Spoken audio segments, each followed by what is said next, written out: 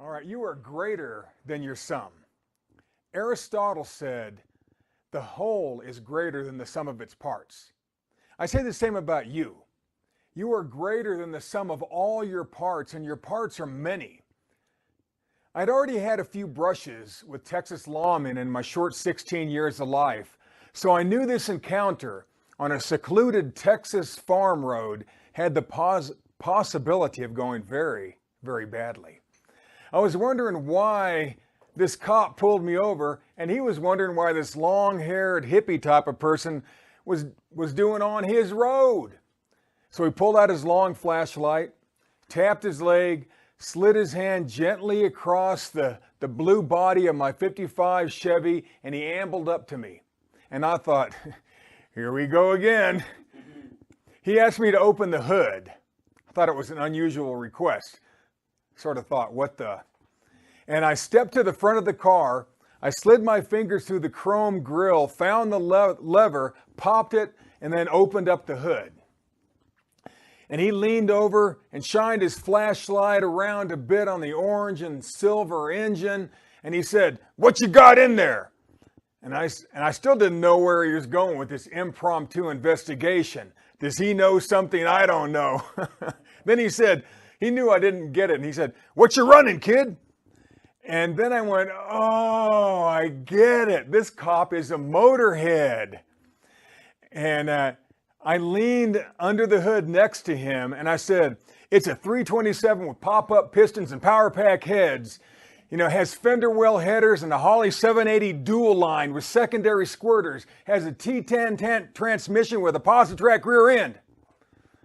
And he went, "Cool. Thanks for showing me that, kid. Drive safe." And then he pulled away. Now, when he pulled away, I had a surge of adrenaline or something in me, and I felt like I needed to spit on the ground, hood slide across the car, and enter through the driver's window. And this was a full 6 years before Dukes of Hazzard had a TV show. Thank God he didn't dig any deeper and look under my personal hood, because my mental gears, my pumping heart, my adrenaline, my peaked emotions, my hopes and dreams, my past, present, and future were all spinning madly together at the same time. Had he questioned me, he might have realized I was far more interesting than that 55 Chevrolet. We're all far more than the sum of our parts. What your mom sees in you is an angel, tarnished halo and all. What your dentist sees is that your teeth need to be cleaned. To a detective, you have the right to remain silent. To a preacher, you're just a soul that needs a saving. To a yogi, you're a body that needs a bending and a life that can unite with the supreme. You see, a friend may see the worst in you, but they think the best. A hater sees your best, but thinks the worst. A geneticist sees 33% European, 20% Scandinavian, a sprinkle of Northern Mediterranean, a dash of African, a smidgen of Native American, maybe some Asian, and 3% Neanderthal. You see, a microbiologist sees you as only part human. She sees the 10+ trillion human cells that makes you you. She also knows that you are even more there's more microbiota cells in you and on you than you have human cells. How much of us at any one time is really even human? She knows that your personal petri dish of microbiota keeps you alive. They digest your food. They protect you from viruses. They even coat your body with an invisible armor. She knows that you are far more than the sum of your parts. God, the Creator, when He glances at you, the Father, when He sees you, He sees it all. He sees your past, your present, your future, all in one glance. He sees His amazing child as being able to dominate and subdue whatever he or she needs to conquer. And He sees you helping others do the same. He sees you as a, as a super conqueror, a joint heir with Christ, one who can do greater works than even Jesus did. He called specifically for you, long before there was ever an earth to support you. So you know what he did? He made an earth. He made a planet that's teeming with life, that's designed just to support you. He sees only love when he looks at you. And he designed you to shine so brightly in this crazy dark world that you are undeniable. And shine, you do. God knows that you are far more than the sum of all your parts. He designed you that way. He designed you to dominate, and he polished you to shine. So what dulls our shine? Well, sometimes we need to know what we're up against so that we can know how to maintain the success that we're heading toward. Most would rather not know, while others would rather you not know the things I'm about to share. In a few recent conversations surrounding current events, I heard people say, "The world is going crazy. What's going on? It seems like things are just getting worse and worse. Doesn't the Bible say something about that?" Well, Paul did say in 2 Timothy 3:13 that evil men and seducers will wax worse and worse. Wax means grow. Okay? The Voice says it well. But as for the wicked and the impostors, they will keep leading and following each other further and further away from the truth. I love that. They lead and follow each other further and further away from the truth. Isn't that like the media? It just takes you down a rabbit hole for 2 days. And then something else happens and you forgot about that thing and you're on to something else.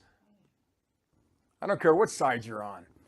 That being said, we need to be careful where we set our believing. You know, are we afraid or are we hopeful? Our fear will become our snare, like it says in Proverbs 29:25. Now, as I explain some disturbing facts about what's going on behind the scenes in this world, please hang on to this excellent, uplifting verse. You know it. Greater is he that's in you than he that's in the world. Greater is he that's in you than he that's in this world. I mean, 1 John 4:4-6 from the Message says, "My dear children, you come from God and belong to God. You have already won a big victory over those false teachers, for the Spirit in you is far stronger than anything in the world." These people belong to the Christ-denying world. They talk the world's language and the world eats it up. But we come from God and belong to God. If you're going to belong to somebody, it might as well be God. It might as well be the Creator, the Father, the person the one who loves you. He loves every single wonderful thing about you. He loves even all that microbiota that covers and encases you and fills you. You are wonderfully made, Psalm 139:14 says. You know, as are all those microbiota that travel around with you and that protect you all day and all night. So what dulls our shine? What trips us up? What wastes a life? What wastes the life of those who are unaware? Well, now enter the devil, Satan, Lucifer, the deceiver, the ruler of this world, the adversary, the prince of the power of the air that you breathe. Let's hit a few verses to set the stage. Job 1:7 from the Voice. Eternal One to the accuser. "Where have you been?" Accuser. Roaming here and there, running around the earth and observing its inhabitants." Now, Job was the first book ever written. And in the first chapter of the first book, God opens it up with a simple description of the adversary as the observer and accuser of mankind. You think it's important? You know, the world doesn't want you to believe. They think you're a fool if you believe that there's an adversary, a devil. You see, 1 Peter 5:8-9 from God's Word says, God's Word translation says, "Keep your mind clear and be alert. Your opponent, the devil, is prowling around like a roaring lion as he looks for someone to devour.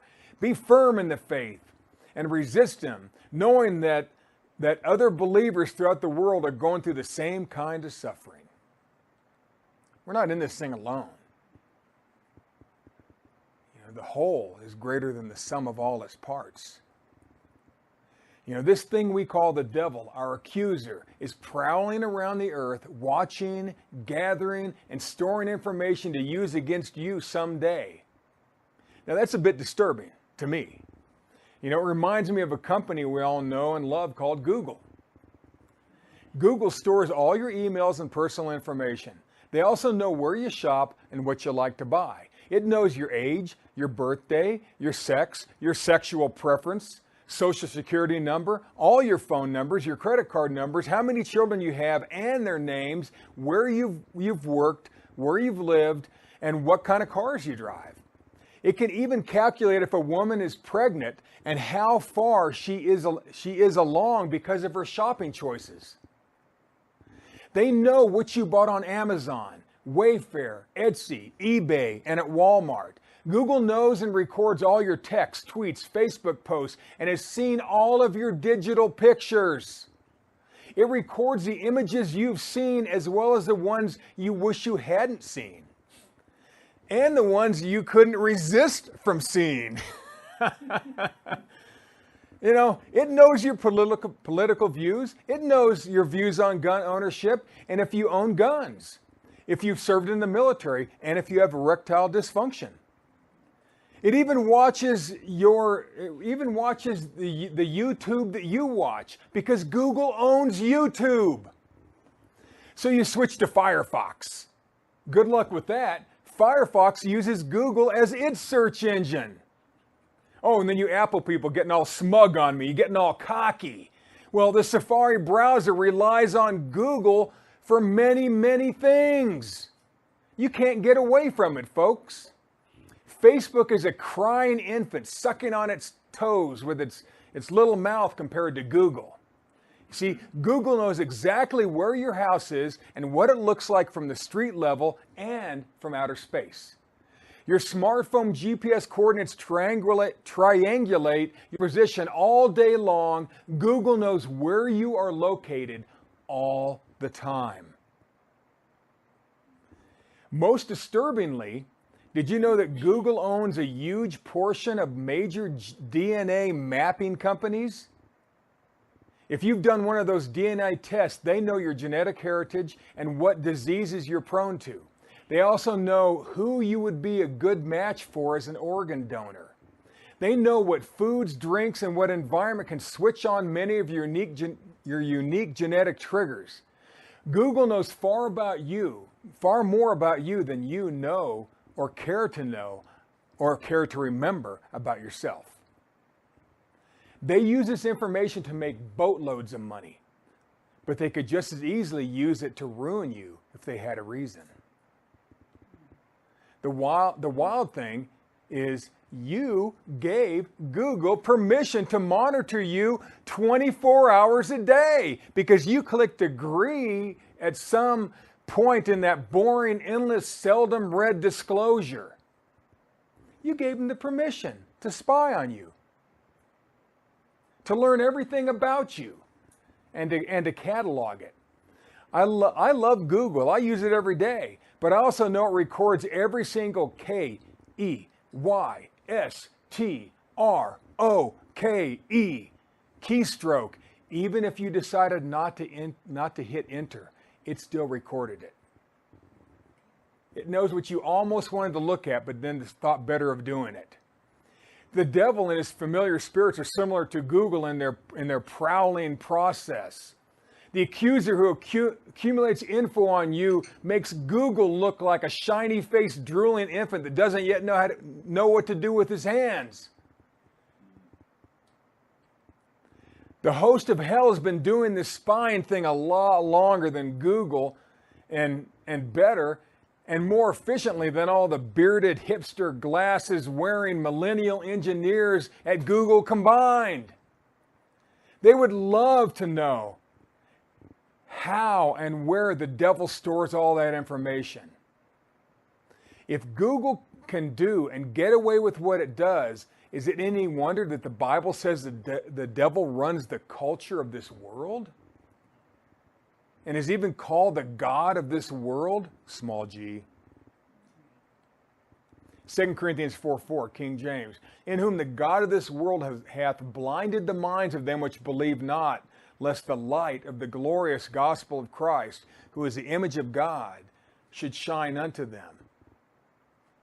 His whole goal, the devil's whole goal, is to keep you from walking in the light, from seeing the light, from being the light, from letting your light shine. That's it. As evil as you think the devil is, he can turn on the shine and fool even the best of us. You ever heard a battered woman say, "Yeah, sure, he beats me, but he's such a nice guy"? I've heard it 100 times. I love him, but he beats you. But I still love him. He's so nice sometimes. You know, 2 Corinthians 11:14 from the King James says, "And no marvel, for Satan himself is transformed into an angel of light." So you ever wonder why people can do that? How they can turn like that? How something so good like Google that opens the information of the world at your fingertips just can do this stuff. But so they can make money, but there could be whole other uses for that information. The accuser, the information accumulator, the devil is powerful, but he is nothing compared to God. He is nothing compared to God. He is a crying infant compared to the Creator. Is he powerful? Yeah, compared to us. But to God, oh my word. The devil can only be at one place at one time. God is everywhere present all the time, past, present, and future at this very second. He knows what you're going to need 10 years and 1 minute from now. And he's already preparing the way. You think, oh, it's gross having all these little microbes all over me, bacteria or whatever. You'd be dead if you didn't have it. You'd be dead. You couldn't digest your food. You couldn't go to the restroom. You'd have all kinds of diseases. It's amazing what God's done to protect us. You know, I mean, God has never stopped working on his humanity just to make this a tolerably and hopefully enjoyable place to live. Contrary to what the media floods us with, in reality, the world is safer now than it ever has been. It doesn't say the world is going to get worse and worse. It says evil men and seducers shall wax worse and worse. You see? But the world's safer now than it ever has been. Humans living today have the highest life expectancy of any humans for the past few thousand years. Our chances of being murdered are less. Our chances of dying from sickness or disease is far less. Our chance of being killed by another human in any way, including terrorism, are the smallest they have ever been in history, no matter what the news feeds say. It's an amazing time to be alive. But if we get that fear in our head, then we're going to see bad stuff happen. Wikipedia tells us, quote, 17th century English life expectancy was only about 35 years, largely because infant and child mortality remained high. Life expectancy was under 25 years in the early colony of Virginia. And in the 17th century New England, about 40% died before reaching adulthood. We've come a long way, baby. I mean, God is still at work. He's still at work on this earth. He's still at work in you. He's still at work in this universe to make our life better and better and better so we can live longer and live a better life. So we have enough time to actually be the people we're designed to be. We complain about our children not maturing, that they're 7 or 10 years slower at maturing than we were at their same age. Well, they're going to live 7, 10 years longer than you did. The world may try to retard people's progress, but they can still end well and do well. Like I said earlier, sometimes we need to know what we're up against so we can maintain our mindset to success. Just don't get too hung up on the news. Don't get too hung up on Google either. There's not much you're going to be able to do about that now that you said agree. You see, no matter how much the media tries to break us down and make us feel helpless and small, always remember that as a whole, we are greater than the sum of our parts. Now, forgiveness. I throw this in here because as helpless as this invasion of privacy may make us feel, we can live above the fray. Even those things that should have been left better unseen or unsaid or unrecorded, we've been forgiven for. Even that thing you did, and you know what I'm talking about, that one time, is gone from the mind of God. For thou hast cast all my sins behind thy back, Isaiah 38:17. Thou wilt cast all their sins into the depths of the sea, Micah 7:19. You see, God takes care of all our crimes, our seemingly inexhaustible sins, and removes them as far as the east is from the west. He removes them from us. Psalm 103:12 from the Voice. And their sins and their iniquities will I remember no more. Hebrews 8:12. While Google and the accuser are recording, God takes all your wrongs and tosses them behind his back. He throws them into the depth of the sea. He removes them completely from us, and he doesn't even remember them anymore. So why should you? Why should you? What is it that holds you back so many times? It's that sin consciousness, that lack of forgiveness to yourself. Or what about, let's flip it around. What about forgiving somebody else? Think that could be very cathartic to you, whether they receive it or not? Oh yeah. It could mean life and death. It could mean you're going to get that disease or not. I'm telling you, all these words and all this knowledge can trigger these different DNA in us to do different things. The stresses in us do. So keep your heart at peace. Love yourself. Love the people that you know. Stop being so hard on yourself. What's the point? The point is the devil wants to get you into that snare. It's hard to get out. You already said you agreed. Now you just got to keep living. You see, you are loved, you are forgiven, and you are far greater than the sum of all your parts. Get used to it. So what do we do with all this information? Knowing that we allowed ourselves to be surveilled 24 hours a day may cause a tinge of regret. But knowing that we're fully integrated into the heart of God should give us the boldness to live out loud. It should give us the strength to live the life that God designed us to live and to help other people do the same thing. Now, just like my past had a lot of room for improvement, I had to realize I can't do anything about the past. It still has its meat hooks in us sometimes, you see, and that's where we have to learn to forgive ourselves. You see, God's already forgiven us. He's forgiven you of everything. Did you know that? Everything. Not just that one thing. Everything. You see, Christ paid the price for you and for me. My God, how good do we have it? The similarities between Google and the God of this world may be small when it comes to control and marketing, but God has set you far above that world, and God has your back. You see, you are more than a conqueror. You're a super conqueror. You're designed to dominate. You're a child of God. You're a joint heir. You're a sibling of the Christ. You can do all things through Christ. You've been given health and prosperity. By his stripes ye were healed. You've been given exceeding abundantly above all that you can ask or think. The eyes of your understanding have been enlightened. You've reached enlightenment, folks. You are the lights of the world. You are greater than the sum of all your parts. God bless.